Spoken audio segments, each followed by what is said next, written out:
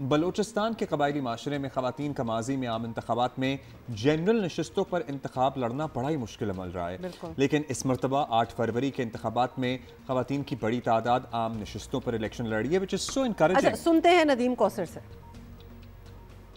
بلوچستان سے قومی اسمبلی کی 16 نشستوں کے لیے جہاں 428 مرد امیدوار انتخابی میدان میں ہیں، وہاں 14 خواتین امیدوار بھی انتخابی دنگل میں ہیں۔ یہاں قومی اسمبلی کے 5 حلقے ایسے ہیں جہاں کوئی خاتون امیدوار نہیں۔ اسی طرح صوبائی اسمبلی کی 51 عام نشستوں کے لیے 38 خواتین امیدوار میدان میں اتری ہیں۔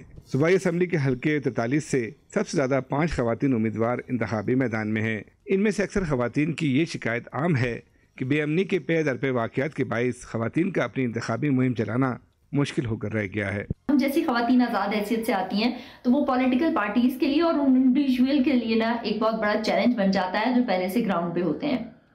اس کے ساتھ ساتھ جب خواتین کے بینرز لگائے جاتے ہیں یا سٹیکرز لگائے جاتے ہیں، میں نے بھی یہ چیز فیس کی کہ ہمارے سٹیکرز جو ہے وہ اگلے دن پھاڑ دیے جاتے ہیں۔ کوئٹہ میں قومی اسمبلی کی 2 نشستیں NA 262 NA 263 پر 3 خواتین امیدوار سکینہ پروین، صابرہ اسد، روبینہ عرفان میدان میں ہیں، جبکہ NA 264 سے کوئی خاتون امیدوار مقابلے میں نہیں ہے۔ اب بات کی جائے صوبائی اسمبلی کی تو کوئٹہ کی 9 جنرل نشستوں پر 10 خواتین الیکشن لڑ رہی ہیں۔ سابق رکن صوبائی اسمبلی شکیلہ نوید کا کہنا ہے کہ خواتین کے الیکشن میں حصہ لینے کے حوالے سے معاشرے میں مثبت تبدیلی کی ضرورت ہے۔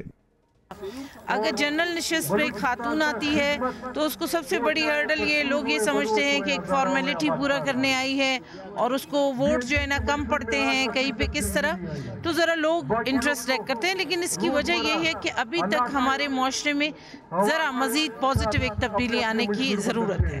بلوچستان میں قومی اور صوبائی اسمبلی کی جنرل نشستوں کے ساتھ ساتھ خواتین کی مخصوص نشستوں پر بات کی جائے تو قومی اسمبلی میں خواتین کے لیے 4 مخصوص نشستوں پر 28 امیدواروں کے نام، جبکہ بلوچستان اسمبلی میں خواتین کی مخصوص 11 نشستوں پر 63 امیدواروں کے نام سیاسی جماعتوں کی جانب سے الیکشن کمیشن کو موصول ہو چکے ہیں۔